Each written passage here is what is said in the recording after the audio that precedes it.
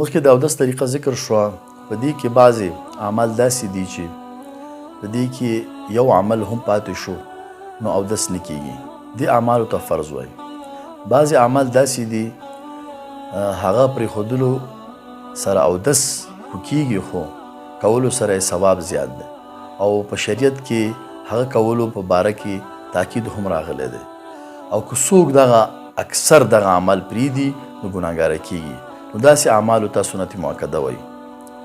او بعضې اعمال داسې دي په کولو کې ثواب او په نه کولو کې ګناه نشته او په شریعت کې د هغه دپاره کوم تاکید هم نه دی راغلی نو دغسې اعمالو ته مستحب وایي.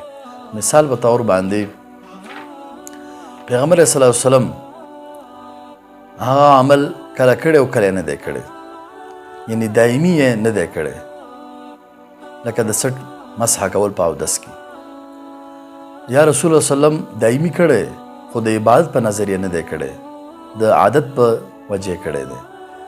یعنی مثال په طور باندې د ښي طرف نه شروع کول دا مستحب عمل دی.